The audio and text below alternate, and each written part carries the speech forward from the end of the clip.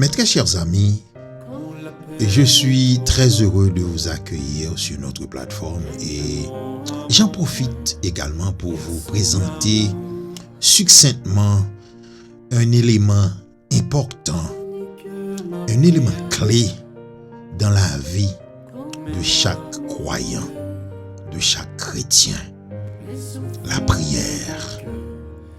Pour ce, considérons un verset tiré dans l'épître de Paul aux Thessaloniciens, plus particulièrement au chapitre 5, le verset 17. Priez sans cesse. Mes chers amis, mes frères et sœurs de partout,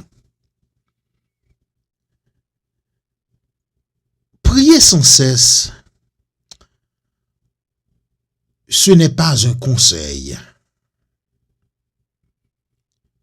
Ce n'est non plus une suggestion, mais plutôt un ordre inspiré par l'Esprit divin, donné par l'apôtre Paul à une église appelée à vivre dans la puissance.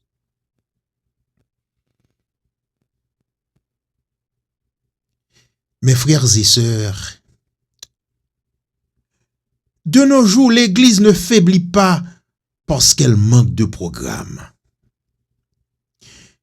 Car dans nos églises locales, il y en a beaucoup.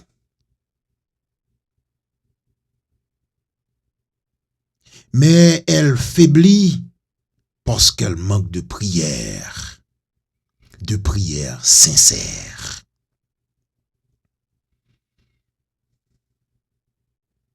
Avant tout, mes chers amis, je dois vous dire que la prière est une arme importante, indispensable. Un chrétien qui prie est un chrétien redoutable dans le monde spirituel.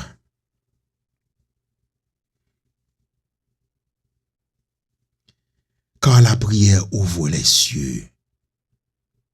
La prière renverse les forteresses. La prière fait trembler l'ennemi.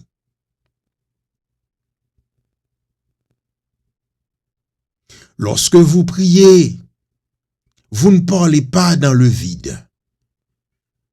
Vous touchez le trône de la grâce. La prière, mes chers amis, est vitale. C'est comme une respiration. Soit pour vous dire, un croyant qui ne prie pas s'asphyxie spirituellement. Sans la prière, la foi s'éteint. Sans la prière, la chair domine. Sans la prière, la crainte s'installe. Quand nous prions, la vie circule.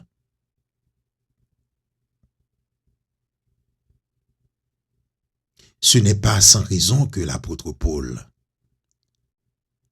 a ordonné aux chrétiens de Thessalonique de prier sans cesse. Mais maintenant, comment prier, mes chers amis? Pour répondre à cette question, lisons un passage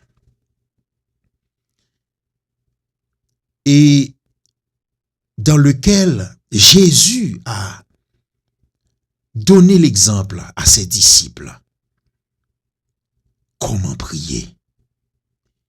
Lisons dans l'évangile selon Matthieu au chapitre 6, les versets 5 à continuer. Lorsque vous priez, ne soyez pas comme les hypocrites qui aiment à prier debout dans les synagogues et au coin des rues pour être vus des hommes. Je vous le dis en vérité, ils reçoivent leur récompense. Mais quand tu pries, entre dans ta chambre, ferme ta porte et prie ton Père qui est dans le lieu secret, et ton Père qui voit dans le secret te le rendra. En priant, ne multipliez pas de vaines paroles comme les païens qui s'imaginent qu'à force de paroles, ils seront exaucés. Ne leur ressemblez pas, car votre Père sait de quoi vous avez besoin avant que vous le lui demandiez. Voici comment vous devez prier.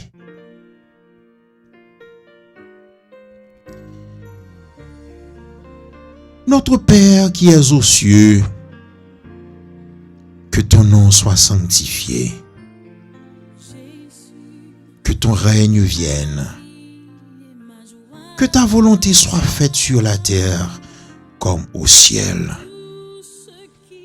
Donnez-nous aujourd'hui notre pain quotidien. Pardonne nos offenses, comme nous pardonnons aussi à ceux qui nous ont offensés. Ne nous induis pas en tentation, mais délivre-nous du malin, car c'est à toi qu'appartiennent dans tous les siècles le règne, la puissance et la gloire. Amen. Amen. Amen. Dans mes nuits sombres et froides, dans la tristesse, tu es la joie qui bannit toutes mes craintes. Dans ma solitude, mes bras se tendent vers toi. Jésus, tu es ma vie et ma joie. Tout ce qui est bon me vient de toi. Tu es la source de mon bonheur, l'espérance de ma vie. Jésus, tu es ma vie et ma joie.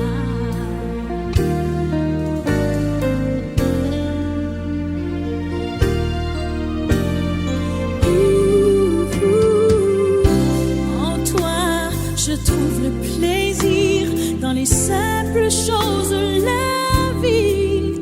Tu es le chant mélodieux des cours.